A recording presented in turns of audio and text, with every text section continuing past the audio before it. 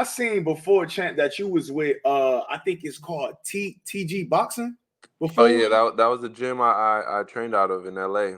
So I guess so my question is, how did you go from, being in LA with TG Boxing to being with Team Benavidez? How was that? I mean, was it a bad split, or you just saw something better over there? You decided to make a move? Like, how did that transition go? Yeah, bro, that was honestly real tough for me.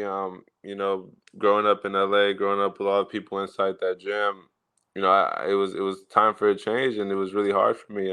I went a few months not knowing where I was gonna go, but Yeah, I just knew I couldn't be there anymore. yeah, you know, yeah. um, I feel like sometimes you outgrow your where you're at, The and environment, sure. and you need something better. You can't.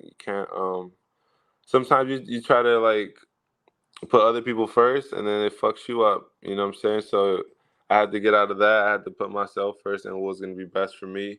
And yeah, it was a tough split, to be honest. When the split happened, I found out a lot of things, Mhm. and yeah, it was. I mean, I'm just glad I made the move. It was the best move I could have made, and yeah, I'm excited to be here, man. It's a great team, a great family to be around, the Benavides family, and yeah, man, I'm super excited for the future.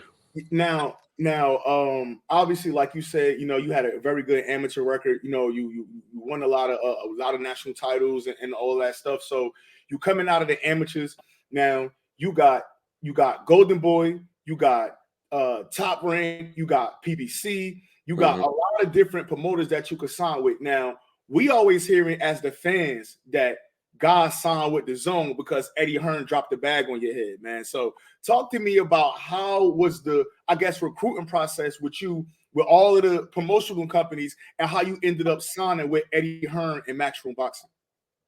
Yeah, bro. So this is what's crazy is that I wasn't even planning on going pro yet, or I wasn't even like looking to turning pro yet. I wasn't even on my mind yet. I was 17.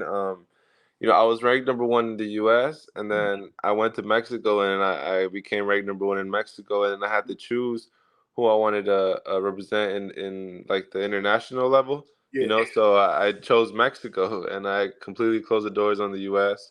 yeah. There was no chances of me being an Olympian with the U.S. anymore. So for me to be an Olympian with Mexico, I had to go live in Mexico for like the next 2 years. And And be in camp there and just Mexico City, and I was already there for like 2 months, yeah. before. I had already experienced Mexico, and I was like, hell no, I'm not going back there. Like, But you speak Spanish though, right, Chad?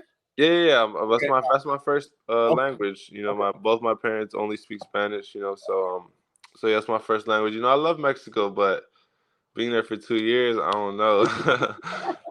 So I was like, what's the next move? I talked to my manager, my family, and my manager at the time, Tim Van Nieuwhouse, started getting on the offers. He started putting my name out there. A lot of people were really interested. Got some really good contracts from a lot of big promoters, and at the end of the day, I ended up signing with at Matchroom with Eddie Hearn. They promised a lot of good things. They did a lot of good things, and they came through. I just signed the extension. Mm. Um, so yeah, man. Matchroom, they did everything they promised and more. So I really appreciate the relationship I have with them.